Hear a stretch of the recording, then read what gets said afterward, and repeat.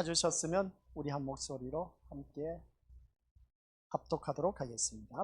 마리아가 예수 계신 곳에 가서 배웠고 그 발 앞에 엎드려 이르되 주께서 여기 계셨더라면 내 오라버니가 죽지 아니하였겠나이다 하더라. 예수께서 그가 우는 것과 또 함께 온 유대인들이 우는 것을 보시고 심령의 비통이 여기시고 불쌍히 여기사 이르시되 그를 어디 두었느냐 이르되 주여 와서 보옵소서 하니 예수께서 눈물을 흘리시더라. 이에 유대인들이 말하되 보라 그를 얼마나 사랑하셨는가 하며 그 중 어떤 이는 말하되 맹인의 눈을 뜨게 한 이 사람이 그 사람은 죽지 않게 할 수 없었더냐 하더라. 이에 예수께서 다시 속으로 비통히 여기시며 무덤에 가시니 무덤이 굴이라 돌로 막았거늘 예수께서 이르시되 돌을 옮겨 놓으라 하시니 그 죽은 자의 누이 마르다가 이르되 주여 죽은 지가 나흘이 되었으매 벌써 냄새가 나나이다. 예수께서 이르시되 내 말이 네가 믿으면 하나님의 영광을 보리라 하지 아니하였느냐 하시니 돌을 옮겨 놓으니 예수께서 눈을 들어 우러러 보시고 이르시되 아버지여 내 말을 들으신 것을 감사하나이다. 내 말을 들으시는 줄을 내가 알았나이다.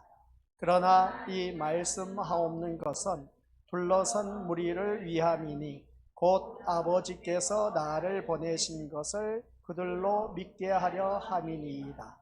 이 말씀을 하시고 큰 소리로 나사로야 나오라 부르시니 죽은 자가 수족을 배로 동이채로 나오는데 그 얼굴은 수건에 쌓였더라. 예수께서 이르시되 풀어놓아 다니게 하라 하시니라. 아멘. 오늘 저녁은 제가 안전합니다. 새로운 내년입니다. 이 믿음의 호스텔 우리 신림교회에서는 예부 초청 강사가 별로 거의 1년을 지나도 없고 지금까지 없었습니다만은 그러나 우리 캐나다 선교사로 가 있는 군대에 있었던 동기입니다. 동기고 제가 군정병이 있을 때 대대군정병, 중대군정병 같이 함께 주의 일을 했던 그때의 친구가 캐나다로 가서 선교사역을 하다가 오늘 밤 잠시 국경에 일이 있어서 들어왔다가 우리 신림교회에 들렸습니다. 우리 친구 목사가 교회에서 말씀 전하는 영광을 나에게 기회를 달라고 한 겁니다. 그래서 제가 안 주려고 했는데 그래서 달라고 애절 간절하게 그렇게 부탁을 하길래 그래 하겠다고 그리고 월요일날 왔다가 또 갔다가 또 다시 온 겁니다. 얼마나 참 우리 교회를 우리 믿음의 식구들을 사랑하시는지. 그래서 우리 이름은 화면에 띄워줄 수 있습니까? 네, 손승희 목사입니다. 기억하시고 생각날 때마다 캐나다 캘거리 사랑의 교회 지금 심호하고 있습니다. 나중에 이제 말씀드리면서 많이 은혜 받아 누리시길 바라고 그것도 기도 많이 해주시길 바랍니다. 이제 주보에도 협력하는 교회에서 우리 캐나다 사랑의 교회 이제 기재해 놓을 테니까 늘 기도 많이 해주시길 바랍니다. 그리하시고 오늘 많은 은혜 받아 누리시기를 주님 이름으로 간절히 축원드립니다. 우리 손승희 목사님 나오실 때 할렐루야 하면서 박수로 맞이하겠습니다. 할렐루야.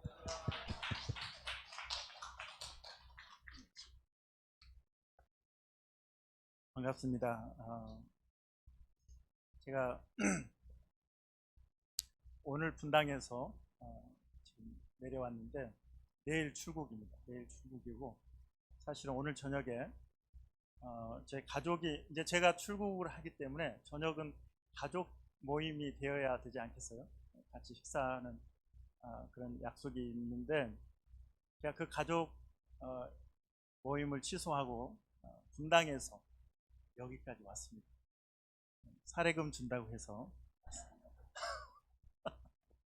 그 사례금은 뭐냐면 충북 보은 소안면에 오병여 교회라고 있는데 그 교회 목사님을 제가 지난 한 일주일 전에 만나 뵀더니 미가엘 찬양 반주기가 고장났다고 그렇게 말씀하신 게 마음에 걸려서 초 목사님께 그러면 내가 설교하는 대신 사례금으로 그 교회에 찬양 반주기를 좀 후원해 달라고 이렇게 부탁을 해서 흔쾌히 또 우리 최 목사님이 그렇게 하겠다고 하셔서 성도님들 다 반대하시는 것 같아요. 혼자 찬성하시는 것 같아요. 개인 주머니에서 하셔야 될지도 모르겠는데, 그래서 중국 보훈의 또 수안면에서 또 사역도 하셨다고 하는 말씀도 들었는데, 그래서 하나님이 그렇게 또 그 교회 그 문제를 듣게 하셨고, 그래서 이곳까지 분당에서 오는데 전혀 힘들지 않더라고요. 기쁜 마음으로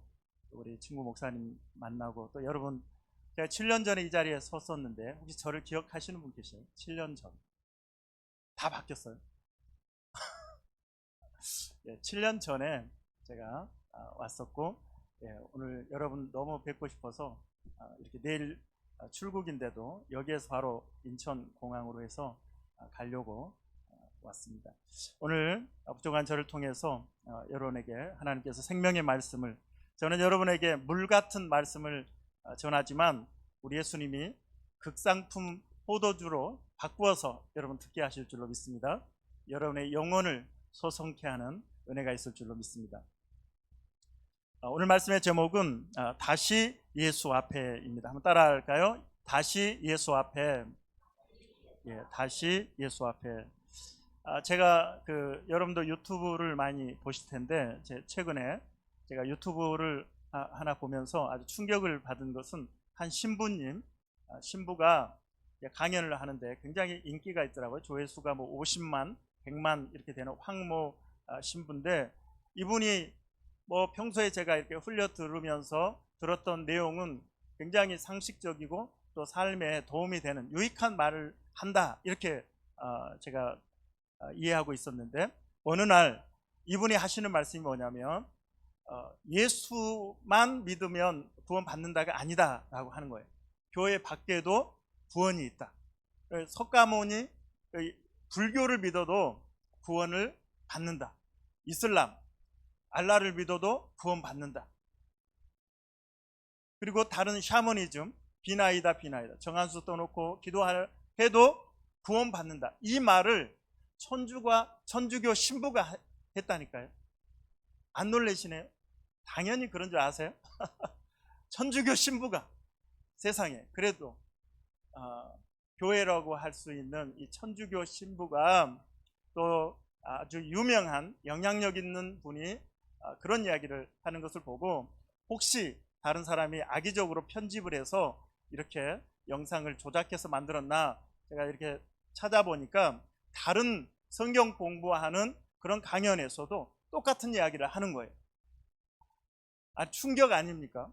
그래서 제가 뒤통수를 두들겨 맞은 것 같은 그런 충격을 받았는데, 천주교가 그렇게 넓은 길을 가는 줄은 알았지만 그 정도일 줄은 몰랐어요. 예수 외에도 구원의 길이 있다. 아니, 이분이 사도행전 4장 12절 아시죠, 여러분? 사도행전 4장 12절만 알고 있으면 이런 말씀 안 했을 텐데, 성경 한번 찾아볼까요? 사도행전 4장 12절. 사도행전 4장 12절입니다.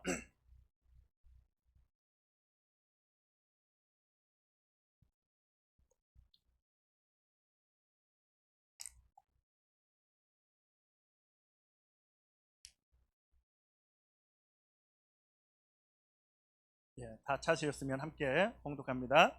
시작. 다른 이로서는 구원을 받을 수 없나니 천하 사람 중에 구원을 받을 만한 다른 이름을 주신 일이 있다 없다? 없다. 예수 외에는 구원받을 수 있는 이름이 없다. 할렐루야. 우리는 이것 때문에 교회에 있는 거 아니겠어요? 그 신부가 하는 이야기처럼 다른 거 뭐 열심히 하고 선을 행하고 이렇게 하면 구원을 받을 수 있다고 그러면 이 저녁에 우리가 교회에 나올 이유가 없는 거죠. 우리가 교회를 나오는 여러 가지 처음에 여러분들 이유가 있을 거예요. 어떤 분은 건강의 문제로 교회를 찾아오신 분도 계실 거예요. 하나님께 기도하면 질병을 치료해 주신다, 그래서 교회를 나오신 분도 계실 것이고, 또 속썩이는 자식 때문에 교회를 가서 좀 기도 좀 해서 이 자식 좀 바른 길로 인도해 봐야 되겠다, 아니면 왼수같이 나를 힘들게 하는 남편 때문에 교회에 오신 분도 계시고, 또 아내 때문에 반대로 교회에 나오신 분도 계시고, 직장 때문에, 사업 때문에 여러 가지 이유로, 우리가 100명이면 100가지 이유로 교회를 찾아올 수 있는 것이죠. 그러나 거기에서 끝나는 것은 아니라는 것입니다. 하나님께서 다양한 이유로 우리를 부르셨지만 하나님의 목적은 무엇인가? 우리에게 영원한 생명을 주시기 위함인 것입니다. 할렐루야. 영원한 생명을 어떻게 얻을 수 있다고요? 예수님을 믿음으로 우리가 영원한 생명을 얻을 수 있는 것이죠. 예수님께서 이 땅에서 이제 3년 동안 공생의 생활을 하시면서 주님이 우리에게 주시는 메시지, 주님이 행하는 행동을 통해서, 또 주님이 행하시는 기적을 통해서 우리에게 주시는 메시지는 나를 믿어라, 나를 믿어라. 생명의 주인인 나를 믿어라, 나를 믿어야 구원을 받을 수 있다라는 메시지를 계속 주고 계시는 것이죠. 오늘 나사로를 살리시는 이 주님의 놀라운 기적의 사건을 통해서도 예수님께서는 생명의 주인이 누구냐라는 사실을 우리에게 말씀하시는 것입니다. 그래서 예수님이 행하시는 기적을 사인이라고 그러잖아요. 표적, 길가에 서 있는 이정표, 길 안내를 해줘서 우리에게 목적지에 잘 찾아갈 수 있도록 안내해주는 이정표처럼 예수님이 행하시는 기적들은 바로 이정표가 됩니다. 누구에게로 인도하는? 예수님께로 인도하는 이정표가 되는 것이죠. 나사로를 살리신 예수님께서 의도를 가지고 계신 것을 이 성경을 자세히 읽어보면 몇 군데에서 찾을 수 있는데, 첫 번째가 뭐냐면 나사로가 죽을 병에 들었다고 하는 사실을 예수님이 들으셨는데 그곳에 빨리 찾아가지 않고 며칠을 더 유하셨을까요? 어떻게 하셨어요? 이틀, 그렇죠? 이틀을 더 유하시고 가셨어요.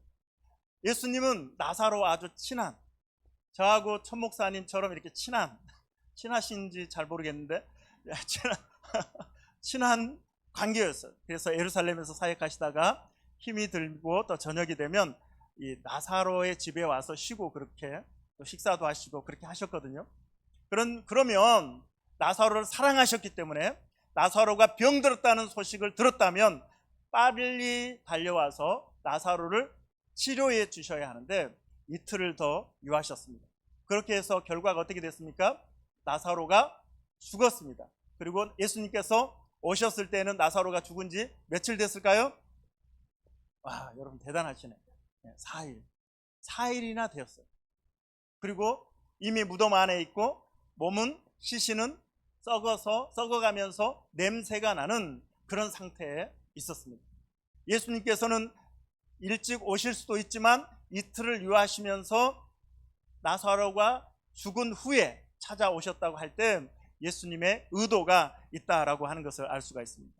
여러분, 그 당시에 이 세계관으로 사람이 죽으면 이 3일 동안 영혼이 주변에 있다라고 이야기를 했습니다. 그래서 3일이 지나면 영혼이 이제 가버리는 거예요. 그래서 3일이 지나면 이제 이 사람이 다시 살아날 가능성이 전혀 없다는 것을 사람들이 인식을 하게 되는 거예요. 그런데 예수님 며칠 만에 왔어요? 죽은 지 4일 만에. 그러면 이제 사람들이 생각하기에 나사로의 영혼이 이미 떠났기 때문에 나사로가 다시 살아날 가능성이 없고, 몸에서 이제 시신이 썩은 냄새가 나기 때문에 다시 살아날 가능성이 없는 상태, 살아날 가능성 0%가 되었을 때 예수님께서 그곳에 찾아오신 것입니다. 예수님이 분명한 의도가 있기 때문에 그렇게 하신 거예요. 마태복음 15장에 보면 귀신 들린 딸을 둔 가나안 여인이 길을 가시는 예수님께 나아오는 그런 장면이 기록이 되어 있습니다. 예수님이 제자들과 함께 길을 가시는데 이 여인이 뒤에서 소리를 지르죠. 뭐라고 소리를 질렀을까요? 예수님, 내 딸이 귀신 들려 죽게 되었습니다. 내 딸이 귀신 들려 고통하고 있습니다. 내 딸을 고쳐주십시오. 예수님이 모른 척했어요. 뒤에서 너무나 큰 소리를 질렀지만 예수님 모른 척하고 그냥 지나가셨습니다. 그러자 베드로와 제자들이 예수님, 뒤에서 저렇게 외치는 소리를 왜 소리가 들리지 않으십니까? 제발 좀 어떻게 조치를 취하셔서 저 여인을 좀 돌려보내세요. 예수님이 뭐라고 하세요? 나는 이스라엘의 잃어버린 양 외에는 내가 보내심을 받지 않았다라고 말씀을 하세요. 나하고 상관없는 여인이다. 가나안 여인은 나와 상관없는 여인이다. 이렇게 말씀을 하셨어요. 그러자 이 여인이 뛰어와서 길바닥에 무릎을 꿇고 예수님께 절하며 예수님께 다시 한번 말씀을 드립니다. 예수님, 내 딸을 좀 살려주십시오. 불쌍히 여겨주십시오. 그러자 예수님이 이번에는 뭐라고 하세요? 자녀의 떡을 취하여 개들에게 주는 것은 마땅치 않다. 이렇게 말씀하세요. 그러니까 처음에는 못 들은 척 하셨다가 또 상관없다고 하시고 이번에는 개취급을 하세요. 개라고 하는 거 기분 나쁘죠? 그렇죠? 강아지라고 하면 그래도 기분 좋잖아요. 저는 저희 두 아들이 있는데 그 아이들을 똥강아지라고 부릅니다. 똥강아지. 똥강아지 하면 둘 다 대답합니다. 기분이 나쁘지 않은 것 같아요. 할아버지 할머니들이 손주에게 우리 똥강아지 그러잖아요. 여기는 안 그러나 보죠. 그러나 똥강아지 강아지라고 한 게 아니라 개라고 했다고. 개라고. 얼마나 기분 나쁘겠어요. 그럼에도 불구하고 이 여인은 포기하고 돌아가지 않고 예수님 맞습니다. 하지만 개들도 주인의 상에서 떨어지는 부스러기를 먹고 삽니다. 제발 저에게 부스러기의 은혜를 주시옵소서 하고 간절하게 요청합니다. 한번 따라하겠습니다. 예수님, 저에게 부스러기의 은혜를 주시옵소서. 할렐루야. 부스러기의 은혜만으로도 죽은 자가 살아나는 줄로 믿습니다. 여러 문제들이 해결되는 줄로 믿습니다. 이 부스러기 은혜를 구하는 이 여인의 믿음을 보시고 예수님께서 믿음이 크도다, 내 믿음대로 될지어다. 그래서 그 딸이 나았을까요? 죽었을까요? 나았어요. 예수님이 처음에 못 들은 척 하시고 상관없다 하시고 개취급하셨던 것은 이미 그 여인의 믿음을 아셨지만 그러나 주님의 의도를 가지고 거기까지 그렇게 간 거예요. 마음이 무너져 내리는 그 여인의 아픈 마음을 아시면서도 불구하고 그 여인의 믿음을 드러내서 오늘 이 시대 여러분과 저에게, 하나님을 믿는 성도들에게 이 여인처럼 포기하지 않는 믿음, 절대적으로 주님을 붙드는 믿음을 가져라 라고 주님이 말씀하기를 원하시던 것이죠. 자, 오늘 본문에 보면 41절로 42절 우리 한번 찾아보겠습니다. 요한복음 11장 41절 42절. 우리 앞에 너무나 귀여운 우리 꼬마 친구들 주무시네 한 분은. 한번 읽어줄래? 41절 42절 41절 42절.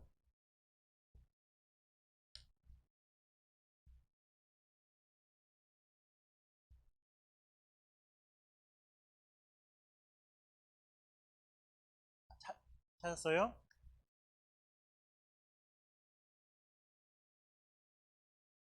자, 같이. 자, 41절 42절 시작. 예수께서 눈을 들어 우러러 보시고 이르시되 아버지여, 내 말을 들으신 것을 감사하나이다. 항상 내 말을 들으시는 줄을 내가 알았나이다. 그러나 이 말씀 하옵는 것은 둘러선 무리를 위하여. 누구를 위하여 있다고요? 둘러선 무리를 위해서. 둘러선 무리를 위해서. 곧 아버지께서 나를 보내신 것을 그들로 믿게 하려 함이니이다. 예수님은 당신의 명예와 당신의 인기를 위한 것이 아니고 둘러선 무리들, 바로 여러분들을 위해서 행하신다는 거예요. 기적을 행하시고 또 말씀을 주시고 또 여러분의 모든 삶 속에서 하나님께서는 여러분의 삶을 어루만지고 계시다라는 사실을 여러분 기억하시기 바랍니다. 그래서 여러분들 힘든 일 많잖아요. 그렇죠? 몸이 아프기도 하고 또 여러 가지 사건 사고들로 인해서 어려움을 겪는 그런 성도들이 많이 계실 텐데, 그럼에도 불구하고 그 모든 과정 속에서 주님께서 섭리하시는 것은 바로 예수님께 더 가까이 나오도록 인도하시는 주님의 뜻이 있다는 것을 여러분 기억하시기를 바랍니다. 제가 이제 캐나다에서 산 지 한 15년 됐습니다. 15년 되었는데 고생 엄청 했거든요. 제가 외국에서 이제 외국을 다녀보신 분들 또 살아보신 분들 아시겠지만, 외국에서 살 때 그곳에 이제 체류할 수 있는 정당한 합법적인 비자나 뭐 어떤 신분을 보장하는 게 필요하거든요. 제가 이제 물론 교회를 섬기면서 교회에서 주는 비자로 제가 계속 사역을 하게 되었지만 영주권이 없는 상태였습니다. 영주권이라고 들어보셨을 텐데 이제 좀 더 안정적으로 그곳에 머물 수 있는 그런 이제 정부에서 허락한 그런 것인데 12년 만에 제가 받았습니다. 12년. 몇 년 만에요? 제가 몇 년 살았다고요? 15년. 12년을 정말 어렵게 힘들게 그렇게 살았습니다. 물론 교회를 섬기고 사역하는 일은 어렵지, 그 신분의 문제가 좌우하지는 않지만 이제 여러 가지 어려움들이 나타나기 시작했는데 그 중에 하나가 뭐냐면 저희 아들이 초등학교 1학년 또 초등학교 3학년을 마치고 갔었는데 고등학교를 졸업하게 됐어요. 첫째가 고등학교를 졸업했는데 대학을 갈 수 없는 상황이 된 거예요. 학비가 한 3배가 비쌉니다. 영주권이 없으면 3배가 비싸요. 몇 천만 원이 됩니다. 그러니 제가 감당할 수 없고, 그러면 어떤 분은 그러세요. 아니 대학을 못 가면 맥도날드에서 알바해가지고 그렇게 일하면 되지 않느냐, 돈 모아서 학교 가면 되지 않느냐, 이런 이야기를 하시는데 영주권이 없는 아이들이 고등학교를 졸업하면 일을 할 수 없어요. 합법적으로 일을 할 수 없어요. 불법이 되는 거예요. 그래서 저희 큰아들이 고등학교를 졸업하고 몇 년 동안요? 2년 동안 2년 동안 일도 못하고 대학도 못했다고. 집안에만 있었어요. 집안에. 그것을 바라보는 그 애비의 심정이 얼마나 힘들었겠어요. 남의 일이라고 그렇게 무심하게 보시면 안 돼요. 마음이 얼마나 무너졌는지 몰라요. 뭐 다른 문제들도 있지만 그 아이의 앞길이 열리지 않는 거예요. 학교도 갈 수 없고 일도 할 수 없는. 그리고 이제 둘째도 1년, 2년이 지나면 또 고등학교를 졸업하고 똑같이 그렇게 될 거 아니겠어요? 하나님 앞에 나가서 예배당 앞에서 하나님께 떼굴떼굴 구르면서 하나님 저를 캐나다로 보내셨으면 하나님 책임지셔야지 보내놓고 이렇게 하시깁니까? 하면서 삿대질을 하면서, 혹시 삿대질 해보신 분? 하나님, 와 여러분 대단히 거룩하시네. 저는 뭐 하나님께 삿대질 하면서 이럴 수가 있느냐고 원망하면서 그렇게 기도를 했었습니다. 그런 어려운 과정들을 지나면서 하나님이 저를 버리신 줄 알았어요. 하나님이 나를 사랑하지 않는구나. 다른 목사님, 천 목사님은 이렇게 좋은 성도님들과 함께 행복한 목회를, 정말 행복한 목회를 하시더라고요. 제가 들어보니까 지난번에도 그걸 확인했었는데 이번에도 이렇게 누구는 행복한 목회를 하고 누구는 이렇게 고생을 시키십니까? 그렇게 하나님께 원망을 하고 하나님이 나를 사랑하지 않는가 보다, 하나님 나를 버리셨나 보다, 이런 생각을 하는 시간들이 있었습니다. 그런데 하나님께서 기가 막힌 방법으로 이제 이 영주권을 주셨는데 코로나가 있었잖아요. 그렇죠?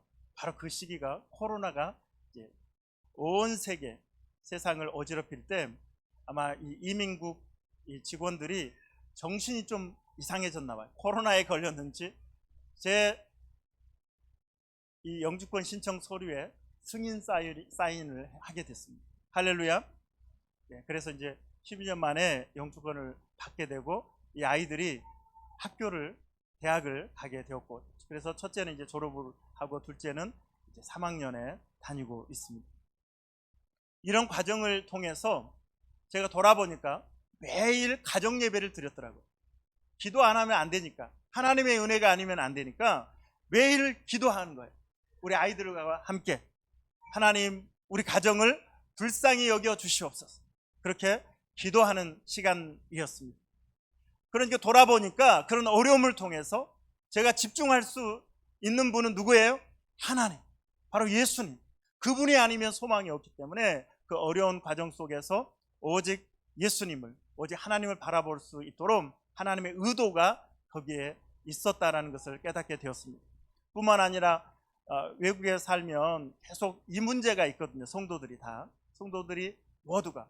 그래서 영주권을 신청하고 기다리면서 힘들어하는 성도들이 많이 있습니다.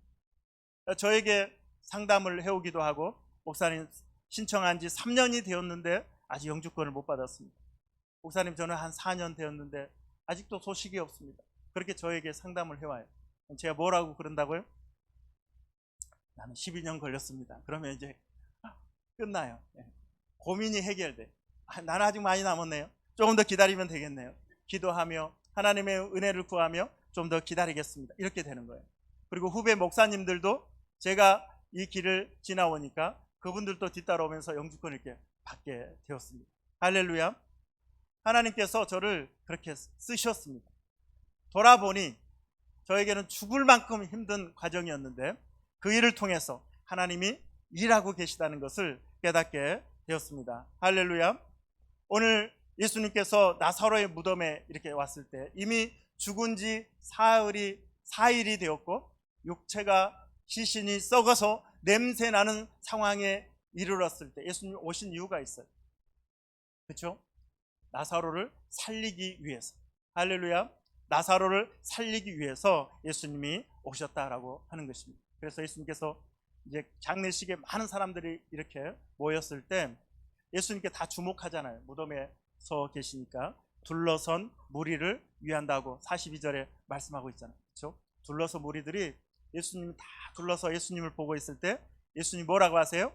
돌을 옮겨 놓으라. 무덤을 막고 있는 돌을 옮겨 놓으라. 이렇게 말씀을 하십니다. 그러니까 마르다가 뭐라고 이야기해요? 예수님, 왜 뭐 하려고 돌을 옮겨 놓으라고 그러십니까? 지금 죽은 지 나흘이나 사일이나 되었고 그리고 시신은 썩어서 냄새가 납니다. 그럴 필요가 없어요. 저라면 한 번이라도 오빠 얼굴 한번 보고 싶어서 죽었지만 무덤 돌을 옮기라고 그러면 옮기겠어요. 오빠 예수님 그래도 마지막으로 오라버니 얼굴이라도 한번 보고 싶으셔서 그렇군요 라고 이렇게 돌을 옮겨 놓을 텐데 하지 말래요. 하지 말래요. 돌을 옮기지 말래요. 쓸데없는 일이래. 쓸데없는 일. 이제 다 끝난 일이래. 끝난 일이래. 돌을 옮기지 않고 예수님께서 나사로야 일어나라 했는데 나사로가 무덤 속에서 일어났어요. 돌은 안 옮겨졌어요. 나사로가 무덤에서 그냥 죽었다는 거 아니겠습니까? 무슨 말인지 잘 모르시죠? 돌을 옮겨 놓아야 나사로가 나올 수 있잖아요. 예?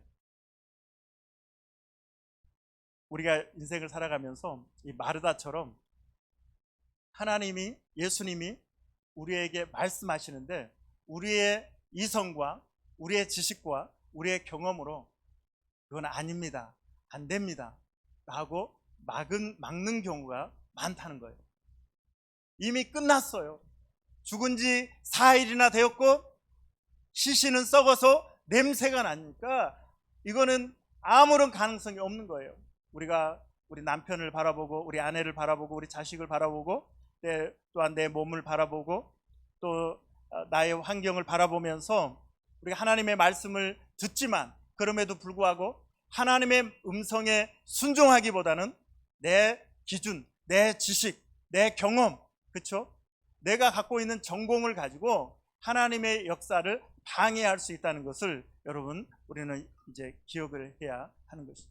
그래서 주님이 돌을 옮겨 놓으라고 그러면 돌을 옮겨 놓는 저와 여러분이 되시기 바랍니다.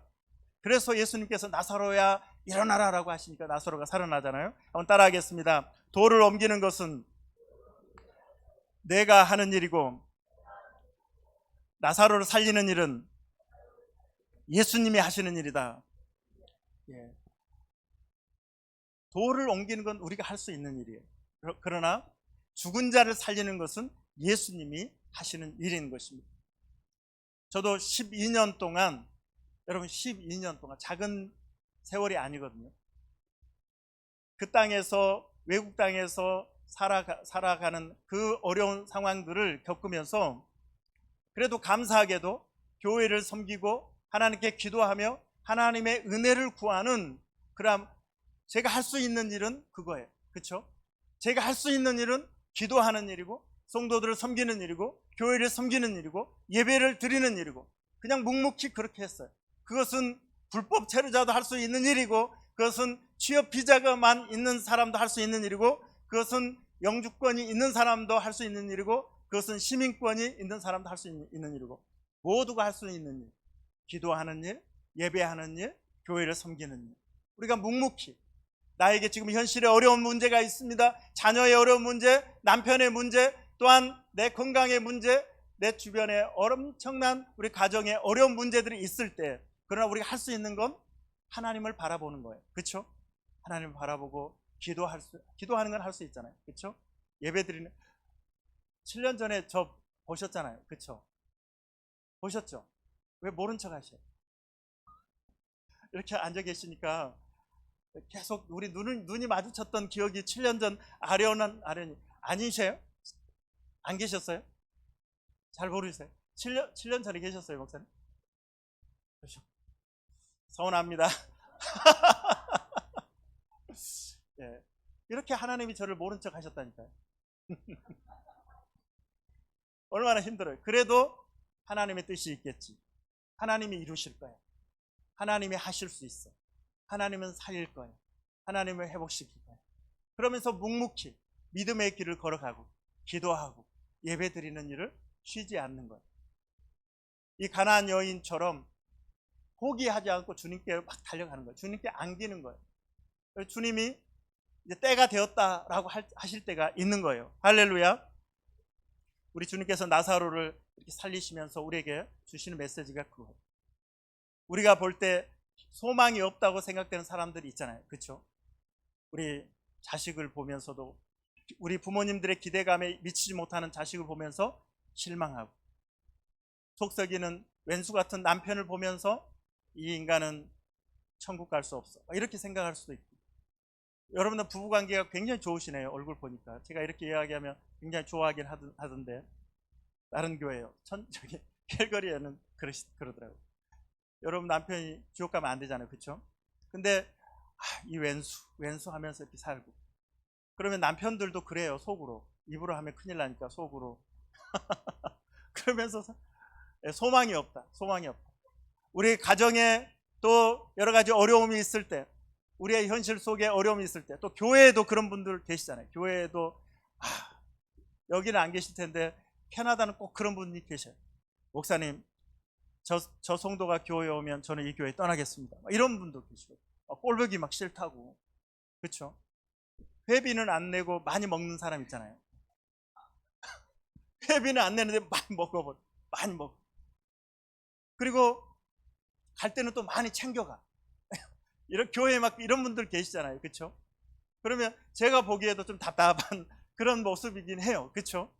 성도들도 그 관계 속에서 아이고, 좀 꼴 보기 싫으니까 나 이 꼴 보기 싫어서 목사님 저 성도 교회 오면 저 다른 교회 가겠어요, 이런 분들이 실제로 있다고요. 이렇게 우리가 다른 사람들을 보면서도 아유, 저 인간 저 장로인데 집사인데 뭐 권사인데 뭐 하면서 이렇게 그 사람을 볼 때 실망스러운 모습이 있을 수도 있고, 그러면 우리 자신에 대해서도 그렇잖아요. 우리 자신, 저도 제가 버림받은 줄 알고, 그렇죠? 제가 버림받은 줄 알고, 하나님이 저를 사랑하지 않는 줄 알고, 천 목사님은 사랑하시는데 나는 버리는 것 같고, 저의 기도는 그렇게도 안 들어주시고, 그렇게 볼 때 제가 기도 수첩이 있거든요.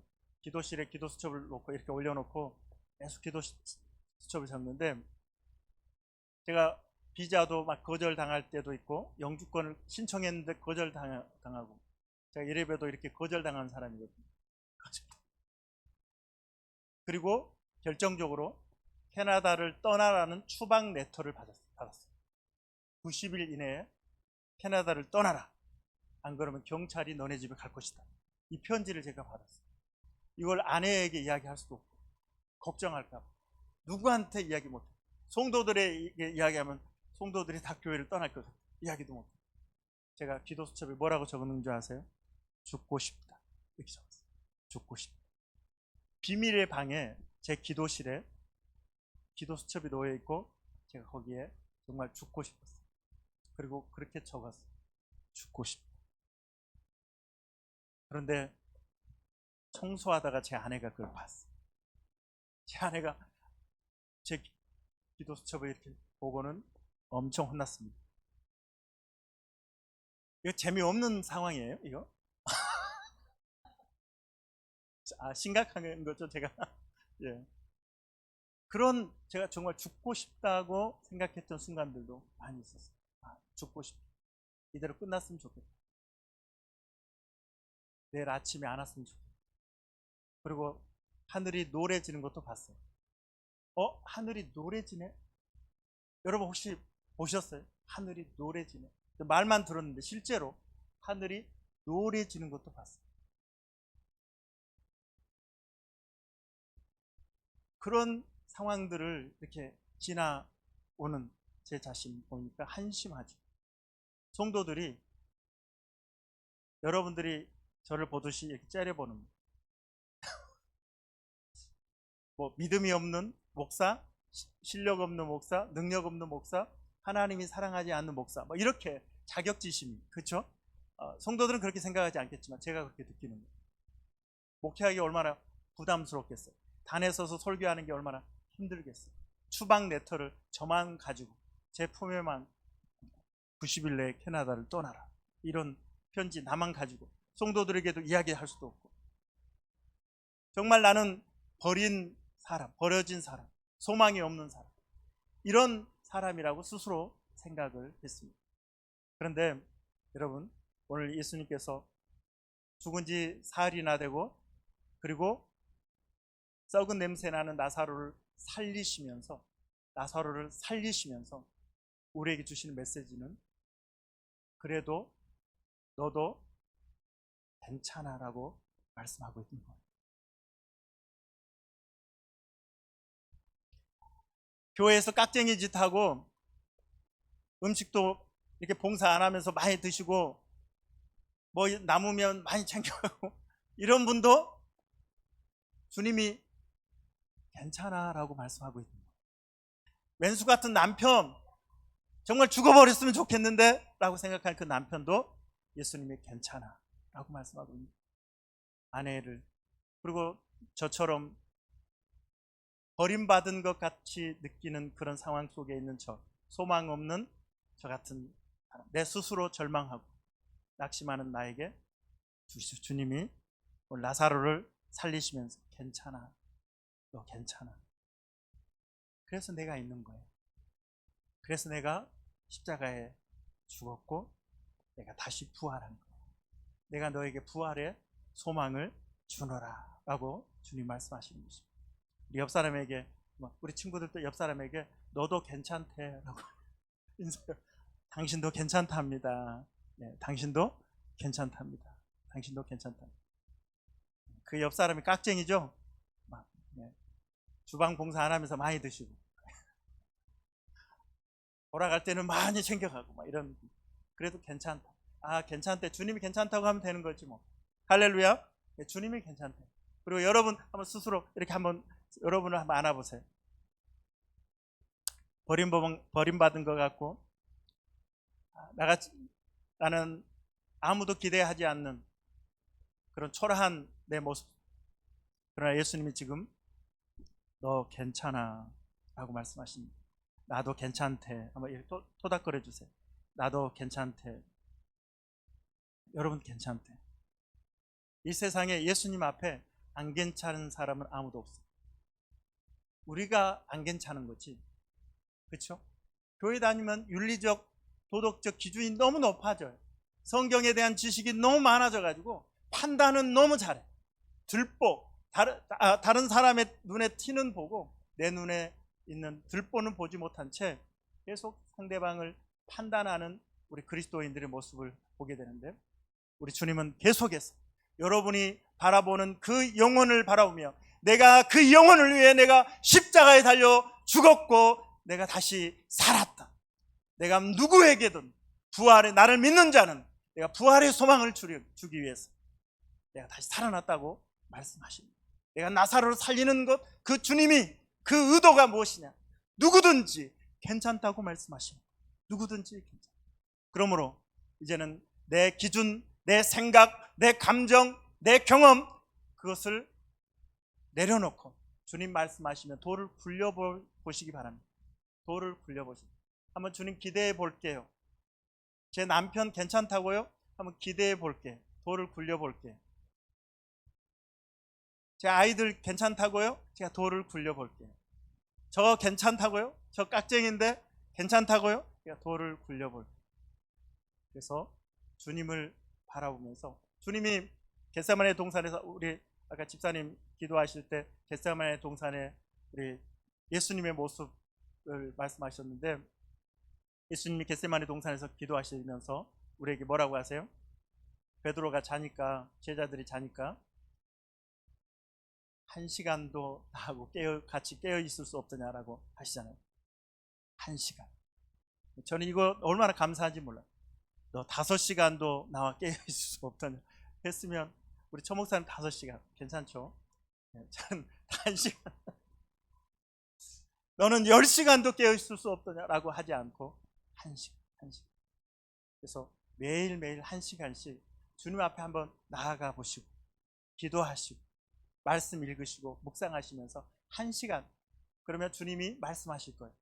돌을 옮겨 놓으라. 왜 돌을 옮겨 놓으라고? 살리시려고. 저 죽겠어요. 그래? 돌을 옮겨 놔봐.